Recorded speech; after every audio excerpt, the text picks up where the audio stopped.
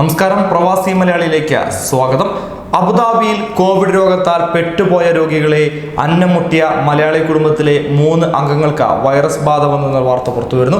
ഒറ്റപ്പെട്ടവർക്ക് ഭക്ഷണം എത്തിച്ചേരുന്ന കുന്നംകുളം, വടുതല, വട്ടപ്പാടം, തോങ്ങാട്ടിയിൽ മുസ്തഫയും 2 മക്കളുമാണ് രോഗബാധിതർ ആയത്. എന്നാൽ രോഗക്കിടക്കയിലും ഏറ്റെടുത്ത ദൗത്യം പൂർത്തിയാക്കാനാവാത്തതിന് വിഷമത്തിലാണ് ഇവർ.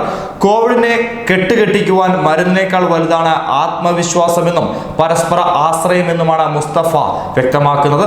എയർഫോഴ്സ് ഉദ്യോഗസ്ഥനായ മുസ്തഫയും കുടുംബവും അബുദാബിയിലെ 2 ക്യാമ്പുകളിലായി 40-ലേറെ പേർക്കാണ് ദിവസേന ഭക്ഷണം എത്തിച്ചിരുന്നത്. കഴിഞ്ഞ ദിവസം മുസ്തഫയ്ക്ക് ചെറിയ പനി തുടങ്ങുകയായിരുന്നു. പരിശോധിച്ചപ്പോൾ കോവിഡ് പോസിറ്റീവായതോടുകൂടി മിലിറ്ററി ആശുപത്രിയിലേക്കാണ് മാറ്റിയത്. കുടുംബത്തിലെ അംഗങ്ങളെ കൂടി പരിശോധനയ്ക്ക് വിധേയമാക്കിയപ്പോൾ 2 ആൺമക്കൾക്ക് കൂടി രോഗം സ്ഥിരീകരിച്ചു. എങ്കിലും കാര്യമായി ലക്ഷണങ്ങൾ ഇല്ലാത്തതിനാൽ വീട്ടിൽ തന്നെ ക്വാറന്റൈനിൽ കഴിയുകയാണ് അവർ ഇപ്പോഴും. അജ്ബാബർ, ചൈന എന്നീ ക്യാമ്പുകളിലാണ് ഇവർ ഭക്ഷണം എത്തിച്ചിരുന്നത്. മൂത്ത മകൻ സുഫ, ഭാര്യ ഫസീല, ഇവരുടെ മക്കളായ ഷിസ, ഷയാൽ, രണ്ടാമത്തെ മകൻ സുഹേൽ, ഭാര്യ റഹീന എന്നിവരെല്ലാം ചേർത്തായിരുന്നു ഭക്ഷണവും പാക്കിങ്ങും എല്ലാം നടത്തിയത്. ജോലി കഴിഞ്ഞെത്തുന്ന മുസ്തഫയ്ക്കാണ് വിതരണത്തിന്റെ ചുമതല.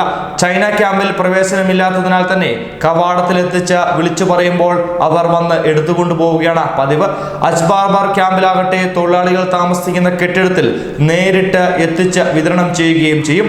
കോവിഡ് തുടങ്ങിയത് മുതൽ ദിവസേന 500-ലേറെ പേർക്ക് ഭക്ഷണം എത്തിക്കുന്ന ഇശൽ അബുദാബിയുടെ അംഗമായ മുസ്തഫ ഈ 2 ക്യാമ്പുകൾ ഏറ്റെടുക്കുകയാണ് ചെയ്തത്. എന്നാൽ മുസ്തഫയ്ക്കും കുടുംബത്തിനും കോവിഡ് ബാധിച്ചതിനാൽ ഇശൽ അബുദാബിയുടെ നേതൃത്വത്തിൽ രോഗികൾക്ക് ഭക്ഷണം എത്തിക്കുകയാണ് ഇപ്പോൾ ചെയ്യുന്നത്.